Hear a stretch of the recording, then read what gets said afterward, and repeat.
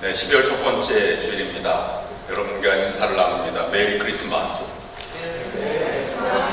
너무 일찍 하는 건 아닙니까? 옆 사람과 메리 크리스마스 인사를 다시 한번 나눠주시기를 바랍니다.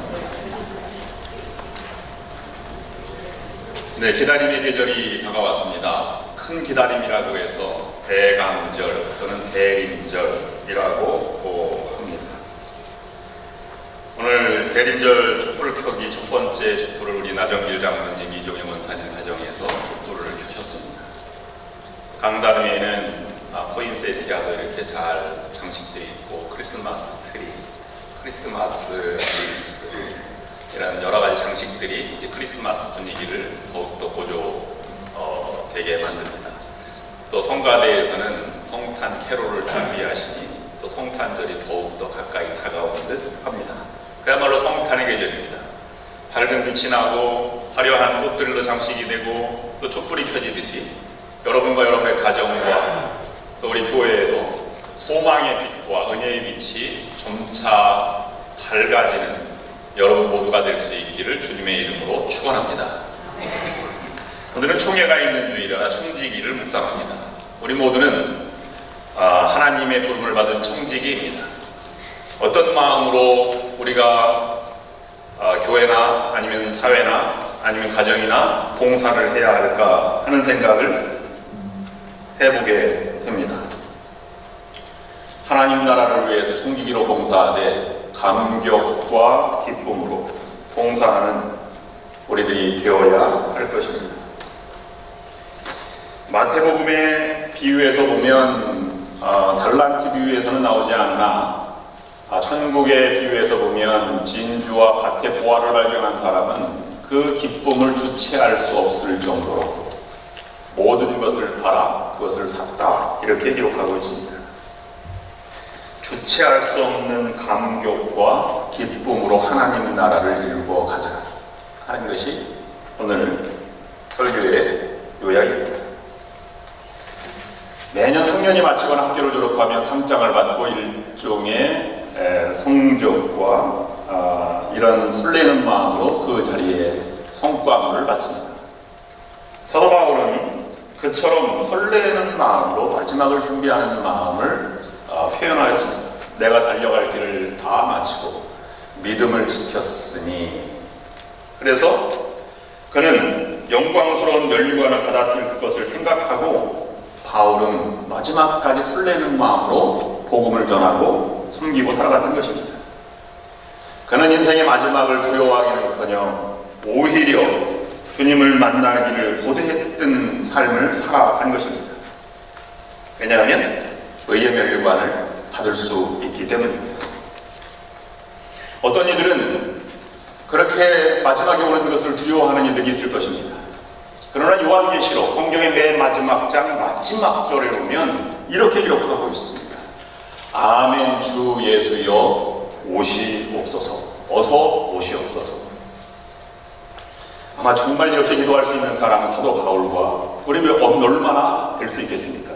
인생을 적어도 믿음을 가지고 최선을 다하고 기쁨과 감격으로 은혜에 보답하는 마음으로 살아가는 자들만 이렇게 고백할 수 있지 않을까요? 마지막 주님 앞에 설 준비가 되지 않은 사람은 그렇게 기도하지 못할 것입니다. 예수님 조금만 더 있다가 오시면 감사하겠습니다.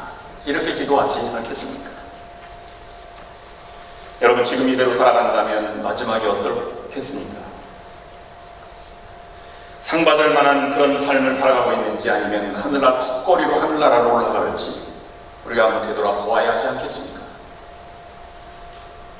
어느 교회가 1년 동안의 삶을 결산하면서 20문제를 냈습니다.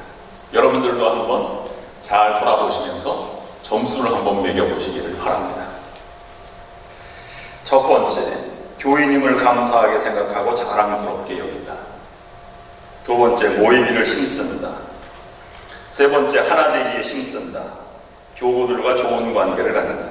네 번째, 다른 사람을 비난하지 않고 사랑하고 존경하고 이해하고 덮어주고 인정합니다. 다섯 번째, 교회에 대하여 비관적인 태도나 비판적인 태도를 갖지 않는다. 여섯 번째, 좋은 말만 하고 좋은 소문만 낸다. 가식을 절대 하지 않는다. 7번째, 이유나 핑계를 대지 않는다. 8번째, 교회 일의 구경꾼이 되지 않는다. 9번째, 전통을 무시하지 않되 변화를 꺼리지 않는다. 10번째, 목회자를 따르고 목회자가 소신껏 기쁨으로 목회할 수 있도록 목회자와 좋은 관계를 갖는다. 11번째, 회의는 적게 짧고 기도는 아주 길게 많이 합니다. 12번째, 교회의 세식구와 믿음 약한 사람들을 왕처럼 대접한다. 13번째, 할 수 있는 것은 하고 할 수 없는 것은 하도록 노력한다. 14번째, 속죄양을 찾지 않는다. 누구에게 책임을 떠넘기지 않는다. 15번째, 교회 일에 대하여 불평, 불만을 하지 않는다. 자잘못을 따지지 않는다. 16번째, 자기만 고집하거나 드러내지 않는다. 삐치지 않는다. 17번째, 우리를 보고 다른 사람이 우리 교회에 나오고 싶은 마음이 생길 수 있도록 한다. 18번째, 교회와 교인들과 세상 사람들에게 덕을 끼친다. 19번째, 마귀가 좋아하는 일이라면 절대로 하지 않고 하나님이 기뻐하시는 일이라면 무조건 한다. 20번째, 우리는 하나님 자녀답게 살고 하나님 영광을 드러내는 삶을 산다. 여러분, 얼마나 여러분에게 점수가 나왔는지 생각해 보시기를 바랍니다. 오늘 우리에게 달란트 비유가 주는 3가지 교훈을 묵상하고 우리에게 주는 삶의 실천 3가지를 다시 한번 결론으로 맺으려고 합니다. 첫 번째, 우리는 청지기라고 하는 것입니다. 하나님 나라를 만들어가고 일궈가는 청지기들입니다. 마태복음 13장을 천국장이라고 합니다. 천국을 소망하는 장이다, 이런 의미입니다. 성경에서는 믿음장을 히브리서 11장, 믿음은 바라는 것들의 실상이요 보지 못하는 것들의 증거니 선진들이 이로써 많은 증거를 얻었느니라로 시작되는 믿음장을 우리가 히브리서 11장이라고 말하고, 또 사랑장은 내가 천사의 말을 할지라도 하는 고린도전서 13장을 사랑장이라고 합니다. 그러나 마태복음 13장에는 7가지 비유를 들어서 하나님 나라의 이 천국의 비밀들을 설명해 나아가는데, 첫 번째 4개는 모든 사람들에게, 바닷가에서 군중들에게 한 말입니다. 그 비유가 뭡니까? 천국은 씨 뿌리는 자와 같다. 두 번째, 천국은 곡식밭에 함께 자라는 가라지와 같다. 세 번째는 천국은 아주 작은 겨자씨 하나가 같다. 네 번째는 천국은 작은 것만 넣어도 가루 소마를 부풀게 하는 누룩과 같다는 것을 모든 회중에게 다 얘기했습니다. 무슨 말입니까? 천국은 생명력입니다. 살아있는 것입니다. 확장하고 성장하는 것입니다. 그 가능성을 무한히 열어두는 것입니다. 이것이 하늘나라의 천국의 비밀을 예수님께서 모든 회중에게 가르쳐 주신 것입니다. 그러나 우리가 한 해를 돌아보면서 우리는 그렇게 이만큼 성장했습니다, 이렇게 고백하기가 어렵습니다. 마치 열매 없는 무화과나무처럼 예수님이 비유한 것처럼 매년 해마다 하나님 앞에 그렇게 자랑스럽게 기도할 사람은 없습니다. 주님, 한 해 동안 최선을 다했지만 한 해 아무것도 없습니다. 한 해만 더 시간을 허락해 주시면 내년에는 이것보다 더 낫게 열매를 맺도록 노력하겠습니다. 이 기도를요, 작년에도, 재작년에도, 5년 전에도, 10년 전에도 우리는 똑같이 드렸습니다. 그러나 우리 또 이 시간에 이렇게 기도할 수밖에 없습니다. 하나님, 교회는 점점 힘들어가고 사람들, 한인들은 더 이상 미국에 오지 않습니다. 나이는 많이 들어가지만 한 해만 더 기다려 주십시오. 최선을 다해서 목회해보겠고 최선을 다해서 복음을 전해보겠습니다. 이렇게 우리가 또 기도하는 것입니다. 우리는 우리 교회도 아름답고 풍성한 열매가 생기가 넘치는 그런 천국의 가능성을 가지고 모두가 하나가 되는 우리 교회가 될 수 있기를 주님의 이름으로 축원합니다. 그러기 위해서 4개의 비유가 모든 회중에게 말했다면, 특별히 예수님을 따르는 제자들에게 집 안에서 하신 3가지 비유가 천국의 비유의 핵심이라고 할 수 있습니다. 마태복음 13장 그 이후에 말하는 짧은 3개의 비유는 바로 이것입니다. 밭의 감추인 보화. 어느 농부가 밭을 갈다가 보화를 발견해서 그 자기가 있는 모든 것을 팔아서 그 밭을 사고 보화를 가졌다 하는 것입니다. 또 진주를 사는 장사와 같으니 값진 진주를 발견했을 때 모든 것을 팔아서 진주를 샀다. 우연히 발견하든 아니면 의도적으로 발견했든 아니면 그물이 좋은 고기는 그물에 담고 그 그릇에 담고 나머지 나쁜 고기는 던진다, 물에다 다시 버린다라고 하는 그물의 비유, 세상 좋은 말들에게 갈아진다, 이런 비유들입니다. 이것은 뭐냐면 적어도 천국을 봉사해 나가는 사람들은 주체할 수 없는 감격과 기쁨으로 봉사해 나간다는 것입니다.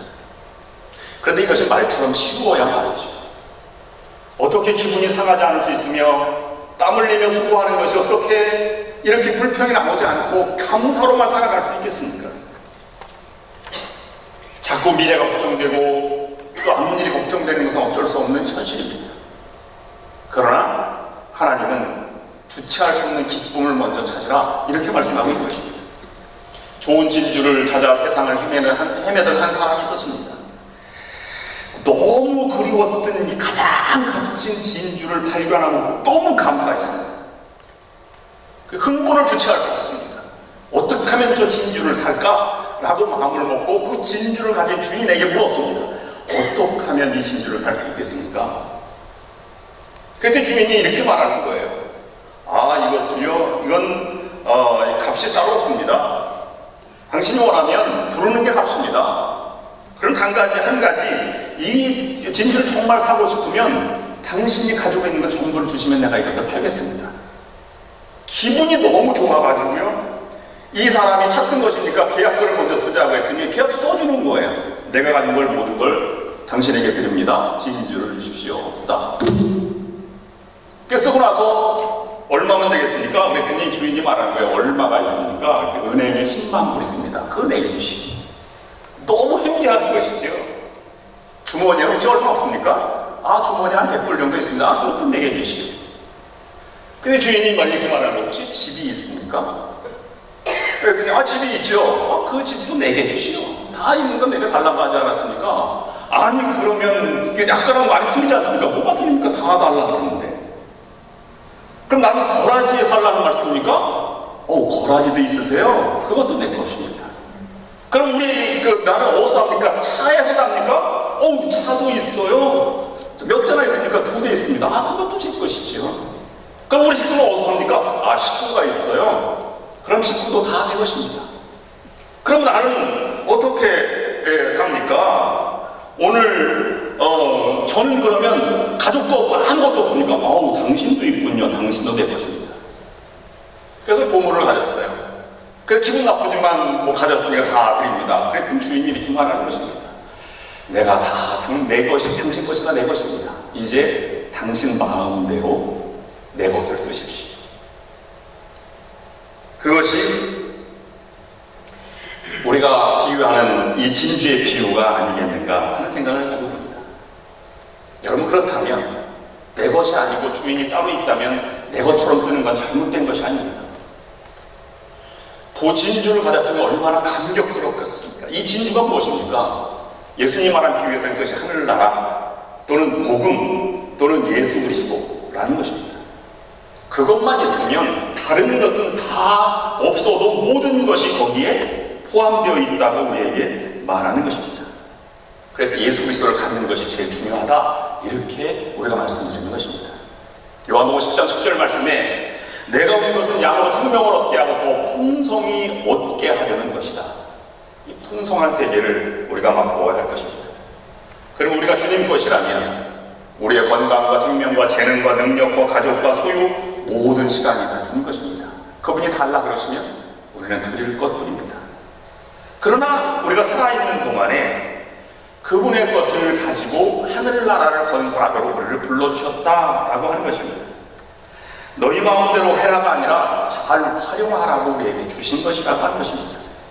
근데 우리는 두 번째로 청직이지만 다른 사람과 비교해서 나는 왜 한 달란트만 줬습니까? 라는 비교 때문에 열등의식을 가지고 불평과 불만으로 살아가고 있습니다. 여러분, 주인이 불러서 한 종에게 5달란트, 한 종에게는 2 2달란트, 한 종에게는 1달란트를 주었습니다.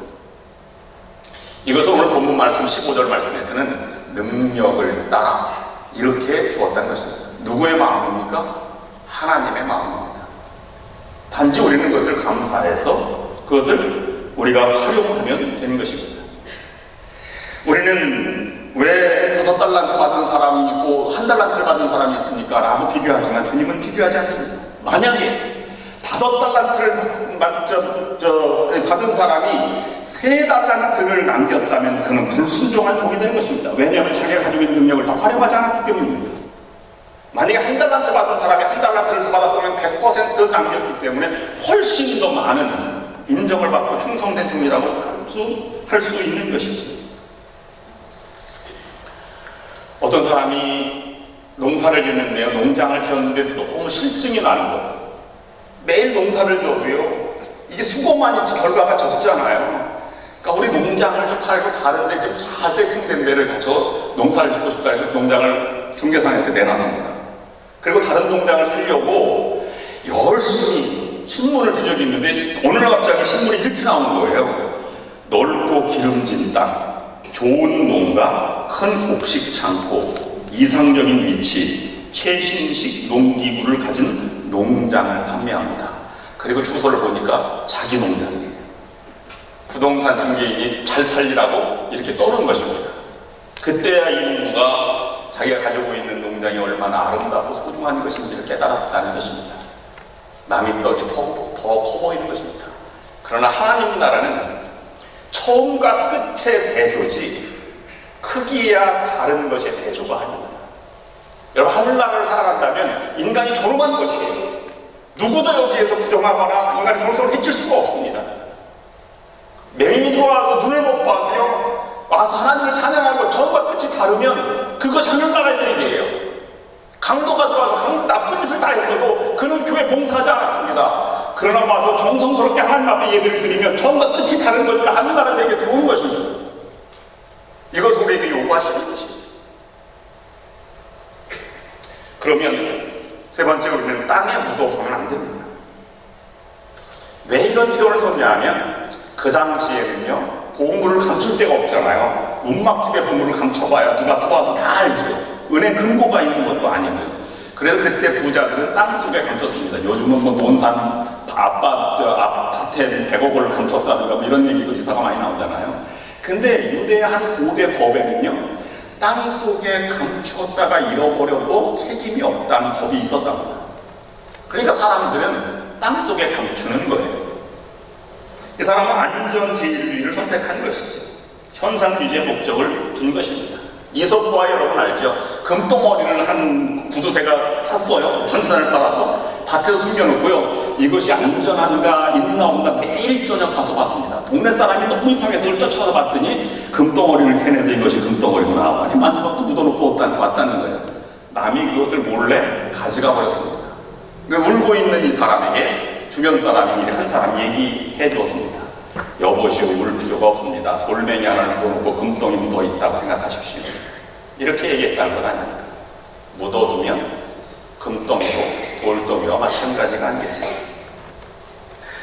묻어두지 않고 최선을 다한다 하는 측면에서 우리가 세 가지 오늘 본문이 주는 교훈의 말씀을 우리가 신앙생활하면서 사회생활하면서 아니면 하늘나라 복음을 증거하면서 실천해야 될 세 가지를 꼭 기억해 주시기 바랍니다. 첫 번째, 적은 일에 충성하는 것이다 하는 것입니다. 청지기의 자세는 기쁨과 감격으로 하는 모습을 이 세 가지 징조로 할 수 있는데요. 어떻게 기쁨, 감격을 할 수 있느냐면 작은 일에 최선을 다하는 것이 기쁨과 감격을 하는 것입니다. 여러분, 어제 리스를 다는 이 크리스마스 리스 다는 게 쉬운 것 같아도요, 이게 굉장히 큰 땀과 눈물을 흘립니다. 그 다음에 앞에 떨어진 거 주우려면 힘들어요. 여기 트리 다는 것도 하루 종일 걸렸고요. 이것도 뭐 굉장히 뭐 시장 가서 사오는 거니 작은 것입니다. 작은데요, 작은 것이 모여가지고 하늘나라를 만들어가는 것이지. 이것이 내가 적은 일에 신실하였다 하는 예수님의 칭찬의 모습입니다. 이렇게 작은 일, 귀찮은 일에 신실함을 나타내는 사람은 하나님이 지켜보시고 하나님이 지켜볼 뿐 아니라 교인들도 지켜보고 사람이 지켜보는 것입니다. 하나님은 그런 사람에게 상상을 초월하는 상급을 주시려고 바라보고 계시다는 사실입니다. 우리가 생각하는 하나님과 하나님이 우리를 생각하는 것과는 전혀 다른 세계입니다. 사우디의 한 왕자가 미국의 유명한 프로골프 선수를 초청해서 골프를 쳤답니다. 너무 저 행복한 시간이라 끝나고 나서 왕자가 이렇게 얘기했습니다. 오늘 참으로 즐거운 하루였습니다. 내가 당신에게 선물을 하나 드리고 싶습니다. 무엇이든 말씀해 주세요. 골프 선수는 특별히 바랄 것도 괜찮습니다. 안 주셔도 괜찮습니다. 저도 즐거웠습니다. 그랬더니 꼭 하나를 드리고 싶습니다. 무엇을 원합니까? 골프 선수가 골프 클럽 하나 주세요. 그래서 이 미국에 돌아와서 자나깨나 골프 클럽이 오나를 생각을 했습니다. 금으로 된 골프 클럽을 보내올까? 다이아몬드가 박힌 골프 클럽을 보내올까? 그 골프채를 기다리는 거예요. 근데 한 달 만에 편지가 하나 왔습니다. 제가 답장이 늦어서 죄송합니다. 골프장을 사느라고, 좋은 골프장을 사느라고 이렇게 늦어졌습니다. 여기에 등기와 소유권이 있습니다. 여러분, 골프채도 골프 클럽이고 골프장도 골프 클럽이잖아요. 왕자가 생각한 클럽은 그냥 골프채를 얘기하는 것이 아닙니다. 전혀 다른 세계를 살아가는 것이죠. 하나님이 우리에게 주시고자 하는 것은 우리가 생각했던 것 이상입니다. 이것이 의의 면류관, 두려워서 오시옵소서 하는 표현에 해당되는 것이겠지. 하나님은 우리에게 순종하고 작은 일에 충성하는 것을 바라보고 계십니다. 토요일날 나와서 무릎 꿇고 기도하는 기도의 음성을 보기를 원하시고 그 모습을 통해서 하나님은 더 큰 일을 맡기를 원하시는 것입니다. 유대인 전통에 의하면 애굽의 왕자에 있던 모세를 들어쓴 것은 왕자의 지위를 버리고 양을 칠 때 그를 바라보았다. 이렇게 랍비의 전통은 얘기하고 있습니다. 실제로 내려오는 그런 미드라시에 보면 모세는 양을 칠 때 제일 앞에 어린 양을 세웠고 두 번째 늙은 양을 세웠고 마지막에 건장한 양을 세워서 새싹이 난 푸른 초장에 가서 어린 양들이 제일 부드러운 것을 먹고 나이든 양들이 그 다음을 먹고 뿌리채 먹는 것은 건강한 양이 먹도록 하였다는 것입니다. 그런 세심한 배려와 인내가 이스라엘을 출애굽하는데 이렇게 지도자로 세운 것입니다. 하나님은 적은 일에 충성하는 사람을 눈여겨보십니다. 다윗도 요셉도 마찬가지였습니다. 여러분이 무릎 꿇고 기도하는 모습을 눈여겨보십니다. 그것을 소홀히 하지 마십니다. 마른 봉사, 기쁨과 감격의 봉사를 기쁘게 바라보십니다. 아무리 사회에서 지위가 높은 자라고 할지라도 안내 주보를 가지고 인사하며 안내하는 사람, 또는 주방에 설거지하는 것, 또는 주차장에서 차를 안내하는 것, 이런 것들을 소중히 바라보신다는 것입니다. 세 번째, 어떤 사람 기쁨으로 봉사하는 것이냐면 청지기 정신, 장인 정신을 가지고 교회를 봉사하는 사람입니다. 장인은 뭡니까? 완성될 때까지 대충이라고 하는 것은 없는 것입니다. 이만하면 됐다가 아니라 마음에 들 때까지, 하나님 마음에 들 때까지 최선을 다하는 것이 장인 정신입니다. 미켈란젤로가 시스틴 성당의 벽화를 그리고 나서 이 거치대를 치우지 못했답니다. 왜냐하면 치우지 못하게 했기 때문입니다. 모든 사람은 그 세계적인 대가의 작품을 보고 정말로 완벽하다고 보았지만 미켈란젤로는 이렇게 생각했다는 것입니다. 이것이 사람들이 아니라 하나님 마음에도 만족하실까? 이것이 진정한 모습이 아니겠습니까?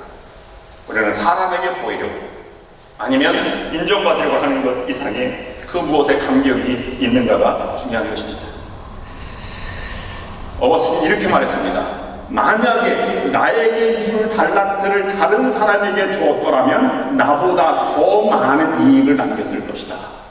우리는 어거스틴처럼 겸손해져야 할 것입니다.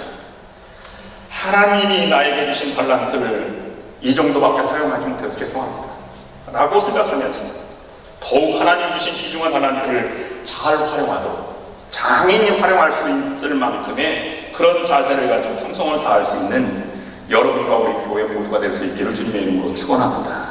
기도하시겠습니다.